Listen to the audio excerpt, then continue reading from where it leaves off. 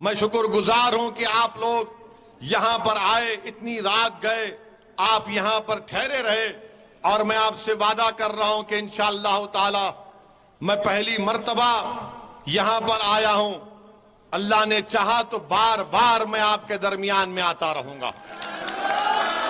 मैं बार बार आपके दरमियान में आता रहूंगा।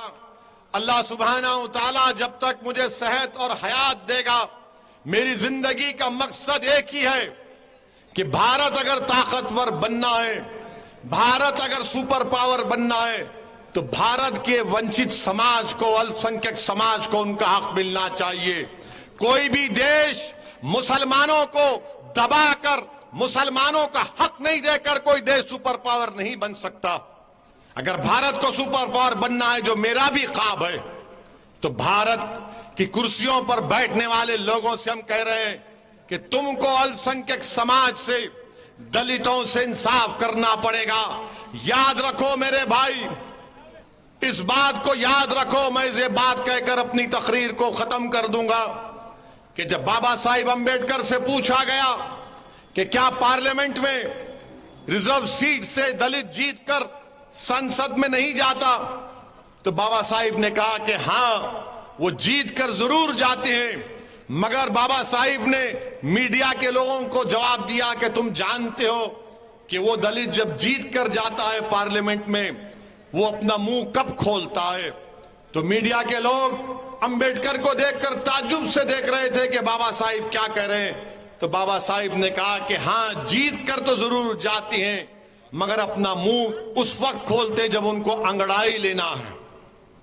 तो ये जो 9 जीत कर गए, करौली में फसाद हुआ, हिम्मत थी उनकी करौली जाने की। पूछो उन लोगों से जिनकी दुकानें चली, उनको पूछो कि आप हैदराबाद से किसने उनकी मदद की थी। वो जवाब देंगे कि असदुद्दीन ओवैसी के लोगों ने हमसे राब्ता किया था, कांटेक्ट किया था। मेरे अजीज दोस्तों और बुजुर्गों, मुत्तहिद रहिए। मेरी आपसे फिर से अपील है कि मजलिस का साथ दीजिए। बुजुर्गों से मेरी दरमंदाना अपील है कि आप हमारी सरपरस्ती करिए, हमारा हाथ पकड़कर हमको रास्ता दिखाइए। अगर हम गलती करते तो हमारी तंबी कीजिए। हमारी माँ और बहनों से मेरी अपील है कि आप हमारे लिए दुआ फरमाइए। नौजवानों, तुम्हारे जोश और वलवले को एक नई राह दिखाना है। तुम्हारा जोश और वलवला सिर्फ नारों में ना बह जाए, तुम्हारी जवानी सिर्फ जिंदाबाद और मुर्दाबाद में जाए ना हो जाए। नौजवानों, तुम्हारी जवानी जेलों में ना बर्बाद हो जाए। ये लड़ाई हम तुम्हारे लिए लड़ रहे हैं। नौजवानों, आओ, मजलिस का साथ दो। हमारे बुजुर्गों ने बरसों इन तमाम सियासी पार्टियों का साथ दिया, मगर फायदा नहीं हुआ, नुकसान ही हुआ। मैं आपसे वादा कर रहा हूं, आप नेता बनिए। मेरा बुजुर्गों, मैं राजपूत भाइयों को भी सलाम करता हूं कि मुत्तहिद है। वो जानते हैं कि सियासी ताकत से क्या कुछ हासिल किया जा सकता है। 6% है राजस्थान में और 17 विधायक उनकर जीत कर जाते हैं। मेरे अजीज दोस्तों और बुजुर्गों, नाइंसाफी की दास्तान यहां पर खत्म नहीं होती है। राजस्थान में जो अक़लियतियों का, अल्पसंख्यक समाज की मिनिस्ट्री का बजट है, वो सिर्फ 98 करोड़ है। इसमें मुसलमान भी शामिल हैं, ईसाई शामिल हैं, हमारे जैन भाई शामिल हैं, सिख शामिल हैं। और आपको जानकर हैरत होगी कि 62 लाख की आबादी राजस्थान में। मैं जिस भाई साहब अभी रुक जाइए थोड़ी देर, छोड़ दीजिए, यहां देखिए, छोड़, किसी को डिस्टर्ब मत करिए, इतनी देर से खड़े हैं। मैं जिस प्रदेश से आता हूं, तेलंगाना में, वहां पर मुसलमानों की आबादी 44 लाख की है और वहां पर अल्पसंख्यक जो मिनिस्ट्री है, आपको मालूम कितना बजट है वहां पर। राजस्थान में आप 9% है, यहां पर आपकी आबादी 62 लाख है। तेलंगाना में जो अल्पसंख्यक समाज का बजट है वो 1728 करोड़ रुपये है। अब आप बताइए कि आप यहां पर आबादी में सबसे ज्यादा हैं और अल्पसंख्यक समाज की मिनिस्ट्री का बजट सिर्फ 98 करोड़ है और तेलंगाना में 1728 करोड़ रुपए का बजट इस साल मंजूर हुआ है। आप बताइए कैसे हासिल हुआ है? तेलंगाना में मजलिस के सिर्फ 7 विधायक हैं, कोई मंत्री संतरी नहीं है वहां पर, मगर हमने अपनी सियासी ताकत के बलबूते पर वहां की सरकार को हमने मजबूर किया और उनसे कहा कि आपको अल्पसंख्यक समाज, मुसलमान, ईसाई, जैन, सिखों से इंसाफ करना पड़ेगा और बजट हमने इतना किया। यहां पर सिर्फ 98 करोड़, तो मालूम हुआ कि ये जो 9 एमएलए जीत कर गए, ये विचारों में इतनी ताकत नहीं है, ना इनकी जबान खुलती कि अपने सियासी आखा के सामने जाकर कहते कि गहलोत साहब जरा बजट बढ़ा दीजिए अल्पसंख्यक समाज का। ना वो बोल सकते हैं, ना उनको तकलीफ का कुछ अंदाजा भी है। मेरे अजीज दोस्तों और बुजुर्गों, जिस प्रदेश से मैं आता हूं, मैंने आपके सामने राजस्थान में जो बच्चे ड्रॉप आउट है स्कूल के बाहर, उनका जिक्र किया। तेलंगाना प्रदेश में हमने आज 7 साल पहले तेलंगाना की हुकूमत के चीफ मुख्यमंत्री के सामने बैठकर हमने कहा कि मुसलमानों की शिक्षा के लिए आपको काम करना पड़ेगा। और आज आप देखेंगे तो तेलंगाना में 60,000 मुस्लिम बच्चे और बच्चियां रेजिडेंशियल स्कूल में पढ़ते हैं सरकार के, जिसमें उनको एक पैसा देना नहीं पड़ता। 6 क्लास से 6ठी जमात से 12वीं जमात 12th क्लास तक उनकी तालीम फ्री, उनका खाना फ्री, लड़कियों का अलहदा स्कूल, लड़कियों का अलहदा हॉस्टल। ये काम मजलिस इत्तेहादुल मुस्लिमीन ने तेलंगाना में किया।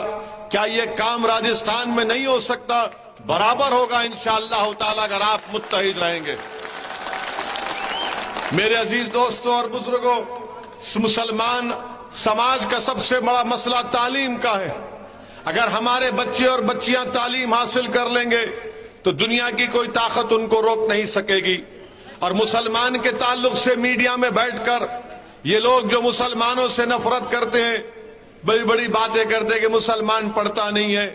अरे मुसलमान पढ़ना चाह रहा है तो स्कूल ही नहीं खोलते। मुसलमान पढ़ना चाहता है, मुसलमान बेटी पढ़ना चाहती है, मगर तुम उसके बाप को स्कॉलरशिप नहीं देते ताकि वो अपनी बेटी को पढ़ा सके।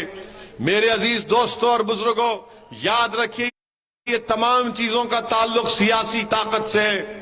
अगर आपके पास ताकत होगी, और ताकत का मतलब ये नहीं है कि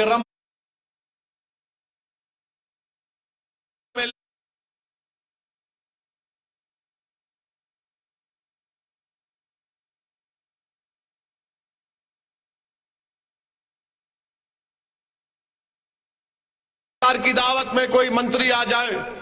ताकत ये नहीं है कि ईदगाह के सामने कोई मंत्री खड़े होकर हमसे गले मिले और कहे ईद मुबारक, और उस मंत्री को यह भी नहीं मालूम कि जिस घर में वो ईद मुबारक कह रहा है उस घर में चिराग जलाने के लिए तेल नहीं होता, या उस बच्चे को पढ़ाने के लिए पैसे नहीं होते।